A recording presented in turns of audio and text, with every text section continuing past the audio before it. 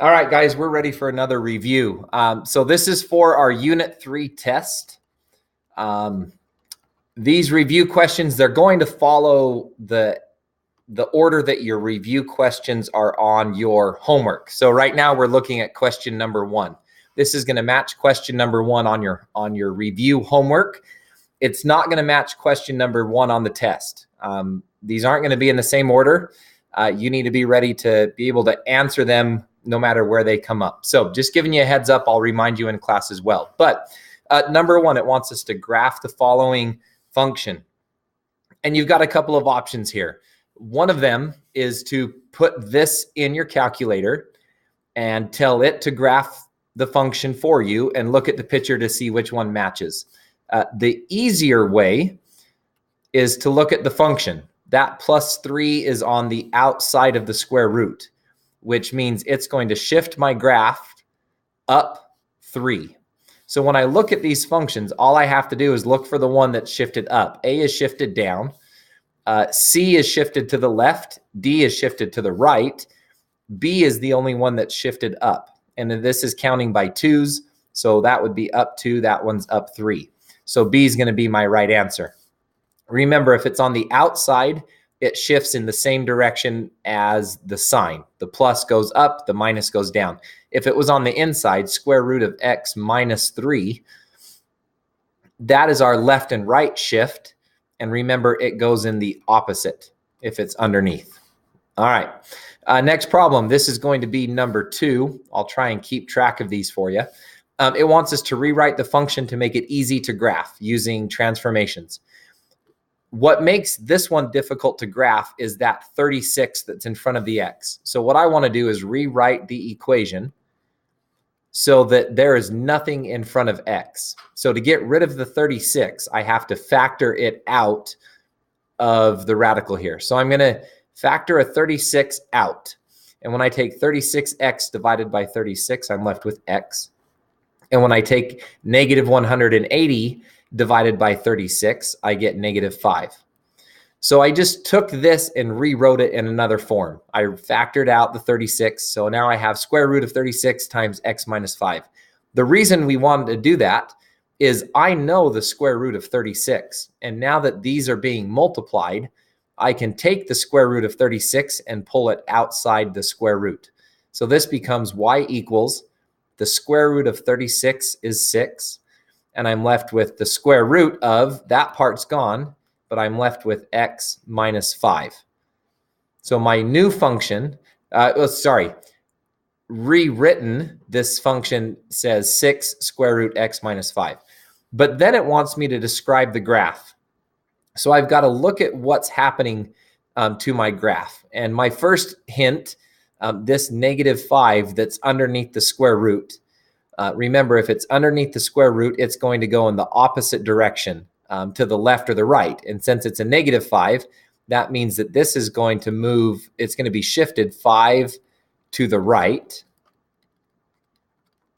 Now there's nothing after the square root, so it's not going to shift up and down. So it's going to go 0 up and down. And the last thing is this 6. And if you think about what's going on, you're taking all these x values and you're getting an answer when you square root it. But then you're taking that answer and you're multiplying it by 6. So that means instead of just getting a 5 times 6, you're multiplying those together. You're not just graphing the 5. You're getting the 5 times the 6, which is 30. So what this 6 in front does is it's going to stretch my graph vertically by this factor. It's going to stretch it vertically by 6. So it's going to have some drop-down menus for you that you can use to help answer those questions. And you're going to get a lot of these on this test. You're going to see lots of questions asking you what the graph is going to do based on the numbers that are here. So that's something we're going to have to get good at before Friday. So number 3, graph the function, find the domain and range. Again, you're more than welcome to go to your calculator, click on y equals, and type in the function. But I don't think we need to do that. If I look at my function, I have a +1 underneath the square root. It's under here with the x. That means that my graph is going to shift to the left 1 unit. It goes the opposite of the plus. It goes to the left 1 unit, and the -4 at the end makes me go down 4 units. Just based on that information, I just need to look for a graph that's left 1, down 4. So if I look at this one, I go left 1 and down 1, 2, 3, 4. So that looks like it might be the right answer.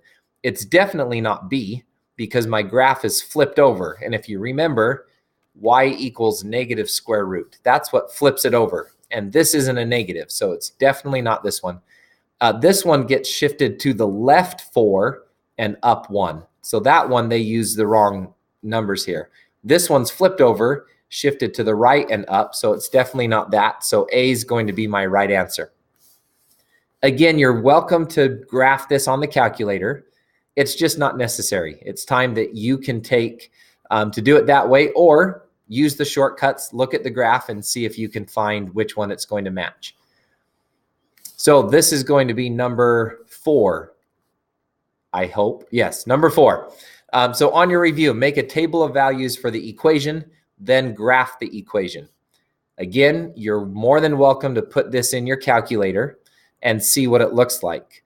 But let's start with the tables first.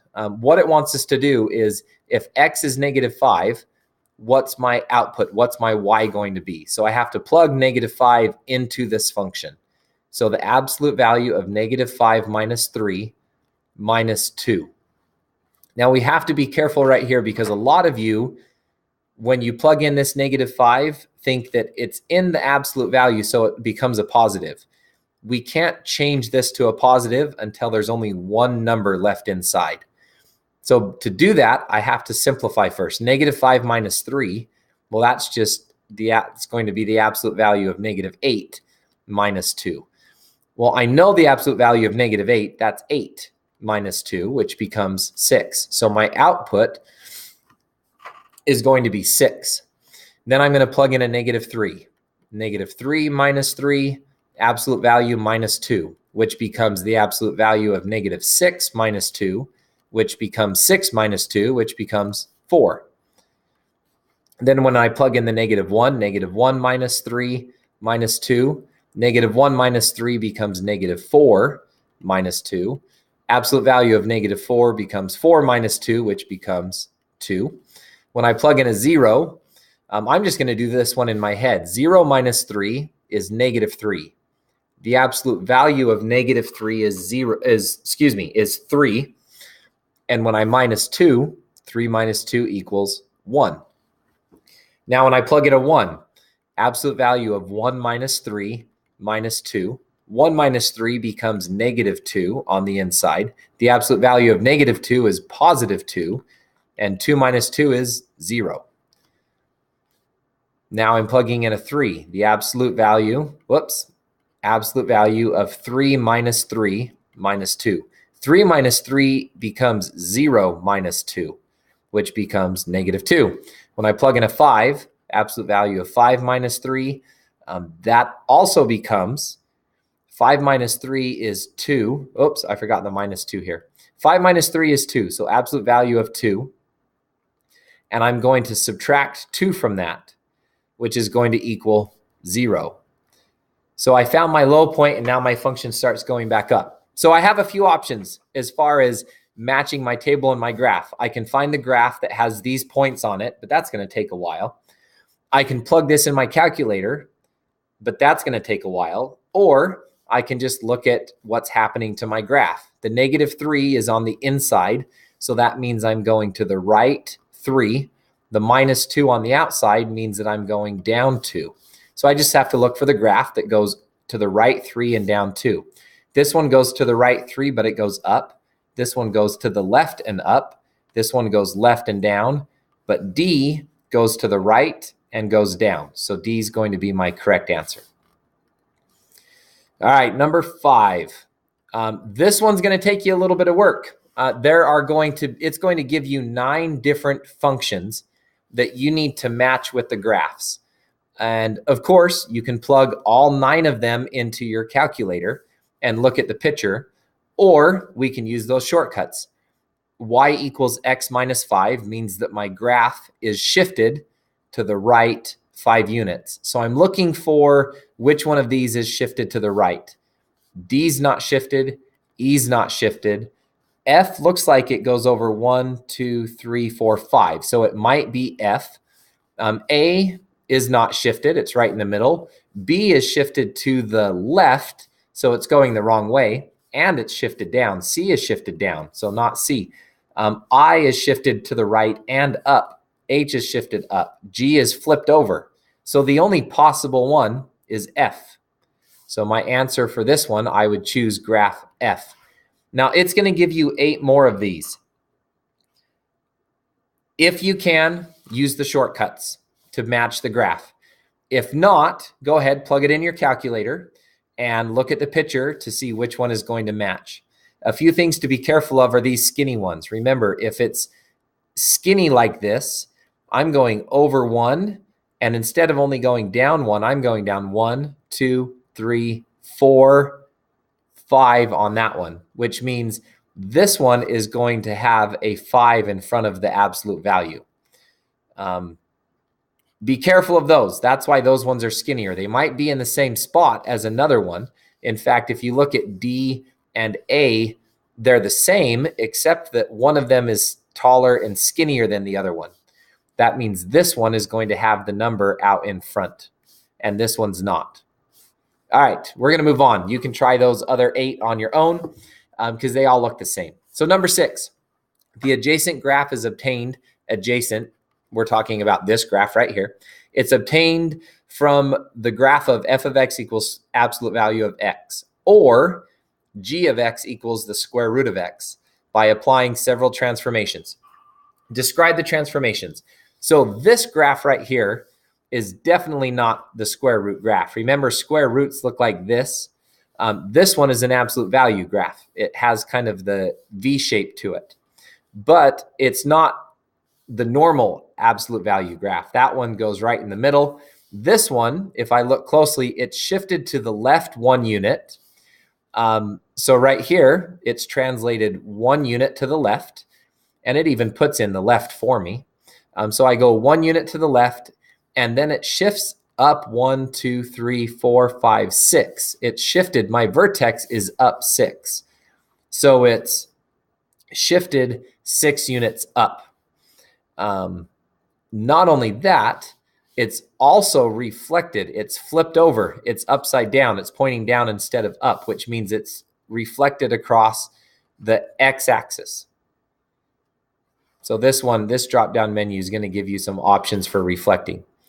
And it's the graph of the absolute value of x, of course, because it's a v, not a exponential function, okay?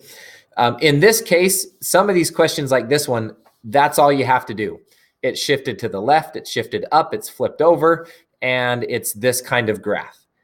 Some other questions, like number 7, at the end, you're going to have to give it the equation, not just what does the equation do. You have to write the new equation. So this is the graph of either absolute value of x or square root of x. Well, it's not a v, so it's not the absolute value. So it's the graph of the square root of x. But it's translated, if I look at the up and down and the left and right, it goes from being in the middle, it goes 1 unit to the right. So I don't know which one of these menus is going to have right and left, but I know that this is going to be right, and it's shifted 1 unit to the right. It also goes down 2 units. So it's also translated 2 units down. So I'm going to fill in those boxes. But when I'm done with that, it's going to ask me to type the actual equation for this picture.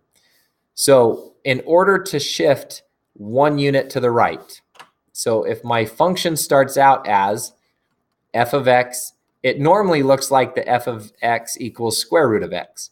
But in our case, it's shifted to the right 1. So instead of just an x under here, to go to the right, I have to put a -1 underneath it. But then it's also shifted 2 units down. So on the outside, I'm going to have a -2 because that's what shifted it down. So my function is going to be f of x equals the square root of x minus 1, the downshift, or the right shift, and the -2 on the outside shifts me down. Okay. You're also going to have to do that with another one that is not, oh, I lied. Number 6, it wants the equation for the graph as well. So let's do that really quick. Normally, f of x equals the absolute value of x, but we shifted it. So inside here with the x is my left and right shift, and I shifted to the left 1 unit, which means on the inside, I need to add 1 because that's what shifts me left and right. And then on the outside, I shifted 1, 2, 3, 4, 5, 6 units up. So I need a +6 on the outside. But my function did one more thing. It flipped over. It's not pointing, it's not a V, it's upside down, it's a mountain. And that means that in front of this absolute value is a negative sign.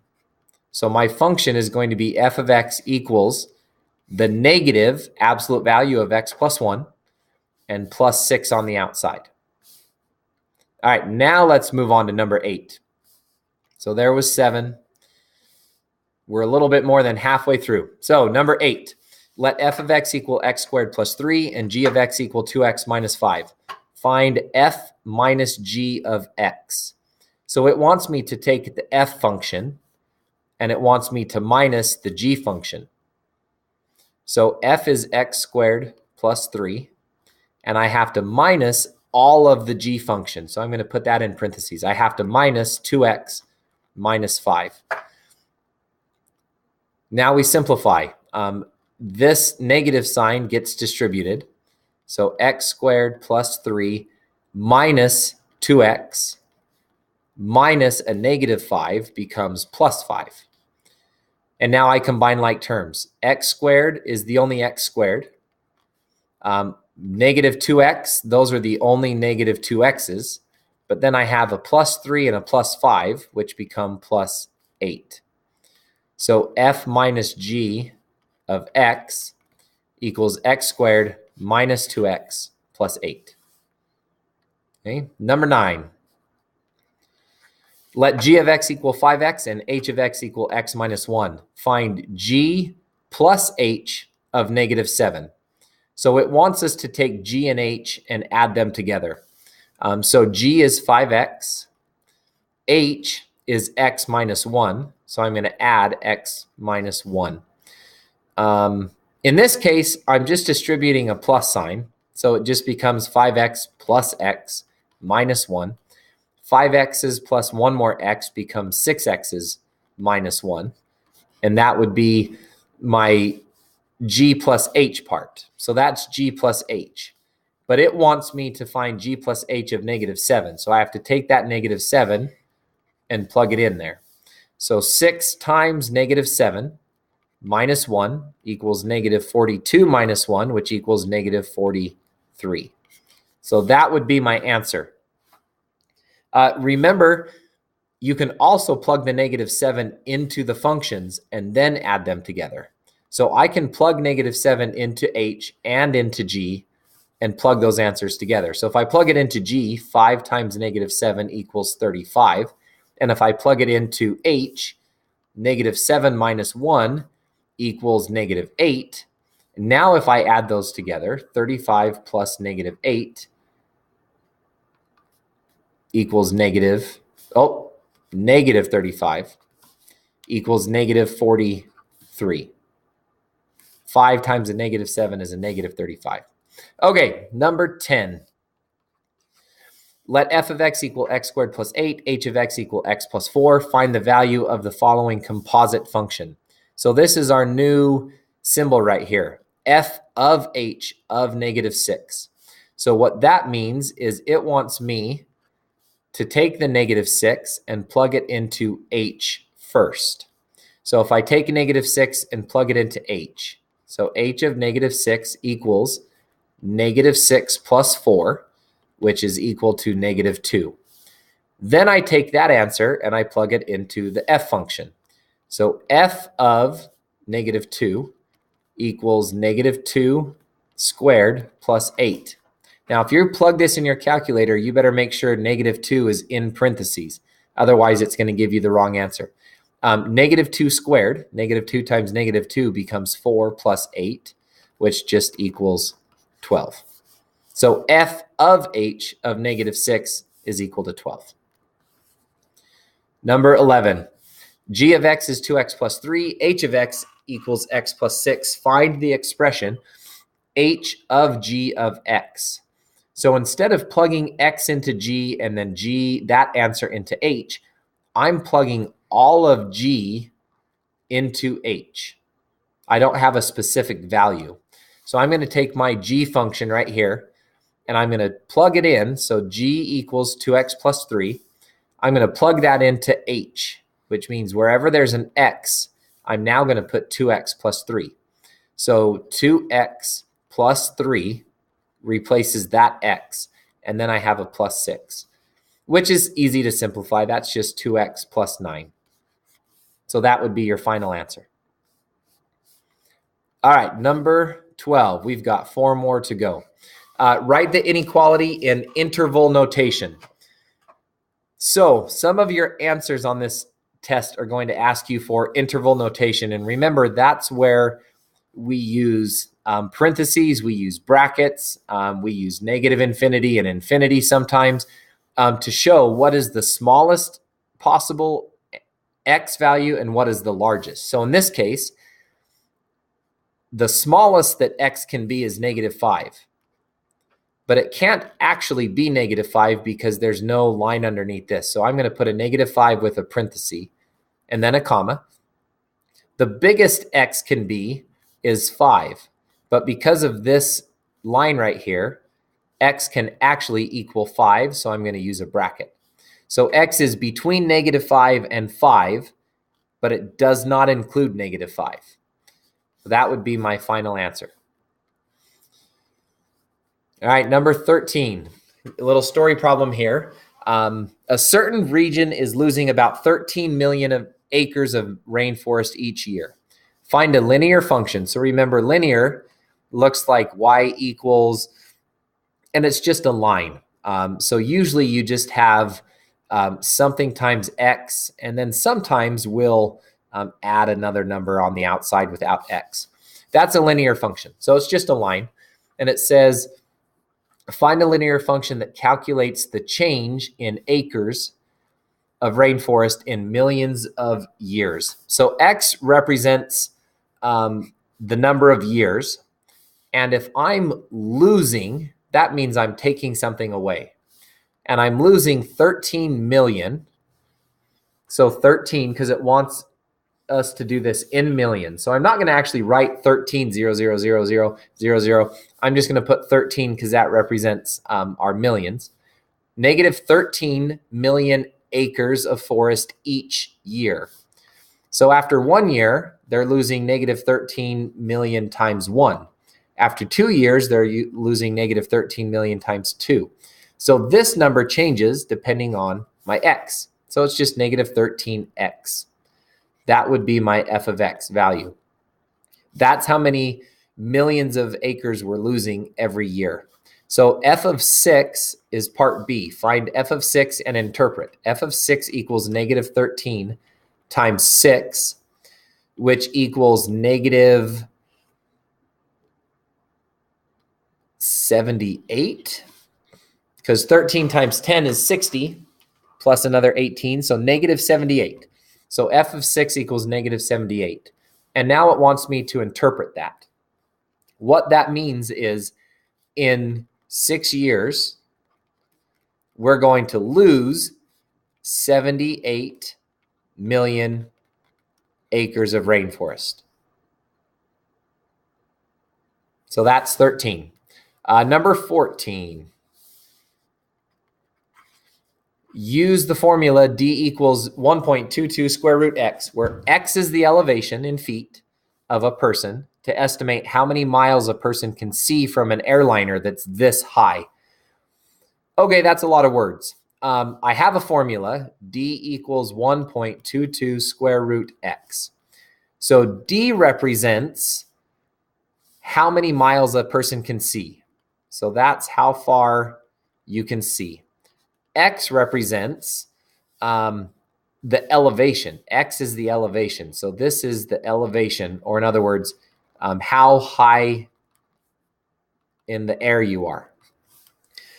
And it wants to know, estimate how many miles a person can see if the airplane is 10,609 feet in the air. Well, this is easy. I just take 10,609 feet and plug it in to figure out how far I can see. So my distance equals 1.22 times the square root of 10,609, which we'll go ahead and plug that in our calculator because I don't know the square root of 10,609. So go to our calculator, and I already forgot the function. 1.22 times the square root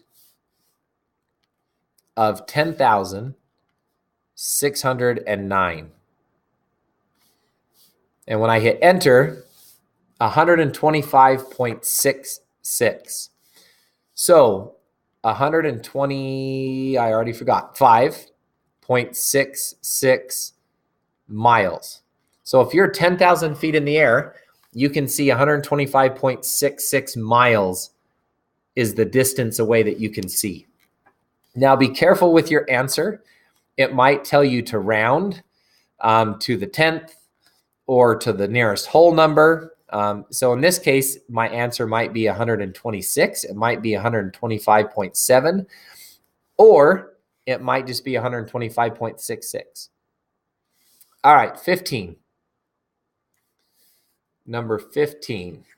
A baseball is hit into the air, and its height, h, in feet. So h represents the height of the baseball. The height after t seconds, so that means t represents time, is given by this formula. H of t equals negative 16 t squared plus 64 t plus 4. So the first thing it wants to know, so here's an equation. If I plug in a time, it tells me how high the baseball is. What is the height of the baseball when it is hit? So when I hit the ball, right when it hits the ball, how many seconds have gone by? I would say that moment is when the time is equal to 0, because that is the instant the ball gets hit. So when the ball gets hit, time equals 0. So I'm going to plug that in wherever there's a t. So negative 16 times 0 plus 64 times 0 plus 4. This becomes 0. This becomes 0. This is 4.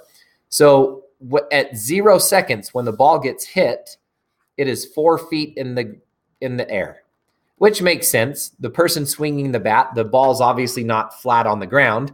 It's not clear up high over his head. It's at about 4 feet in the air. Then it wants to know, after how many seconds does the baseball reach its maximum height? Maximum is our key word. This is a parabolic function. It makes a parabola, and the ball's going to go up and the ball's going to come back down. And it wants to know that spot right there. When is the ball? First, it wants to know when is the ball at its highest point, and then it wants to know what is the highest point.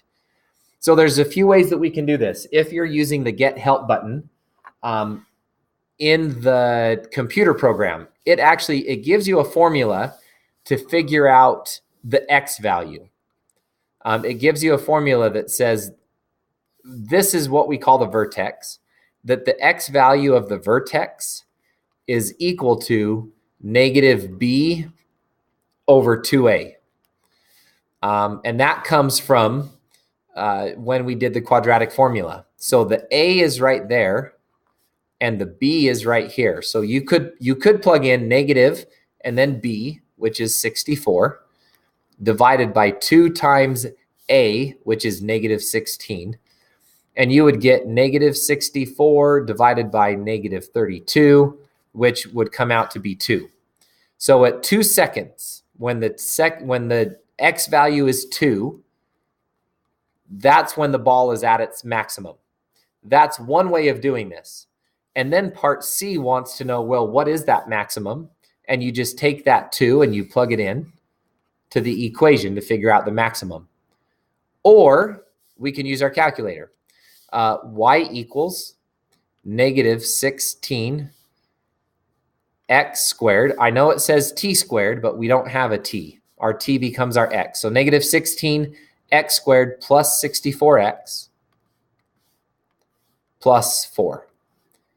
Now, when I try to graph that, I'm probably not going to see much.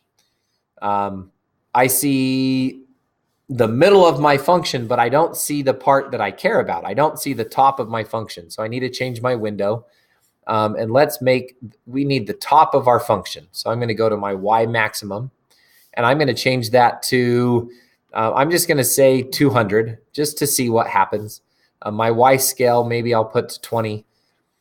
And I graph it. My graph's going to come up here somewhere. Oh, see, I went way too high. In fact, let's change that just a little bit. Let's change my y maximum. I don't want to be so high because I want it to be a little bit more accurate. So let's change that y maximum to 100 instead of 200. And maybe that'll look a little bit closer to, there we go. I like that a little bit better. So here's my picture. Now the point I'm interested in is right here. I want to know what is the X value right there, because that's going to be my time. And I want to know how high is that. So I'm going to calculate the maximum. I want to find the maximum. So it tells me to click to the left, enter. Now I need to go to the right of my maximum. So I'm going to go to the right and hit enter. Then it wants me to guess. Well, where do you think the maximum is? And I think the maximum's right around there somewhere. So I hit enter, and it tells me at 2.0000007, the y value is 68. So what this is telling me, when x equals 2, y equals 68. Or in other words, when my time equals 2, my height equals 68. So now I can go back and answer the rest of my questions. After how many seconds? After 2 seconds. What is the height? 68. Okay, I don't have to plug it into the formula. You're more than welcome to do it this way. If you want to use that formula, you're welcome to, or put it in your calculator, adjust the window a little bit, and find the maximum that way. Okay. All right. Now, as far as the test goes, we'll talk about it more in class, but there is going to be 16 questions. They're not going to be in the same order. And if you notice, there's only 15 questions on the review. So there's going to be one question that isn't covered on the review on the test. I think you guys will be okay. But that one, you're just going to have to figure out when you come to it. So best of luck. If you need some extra help, come and see me.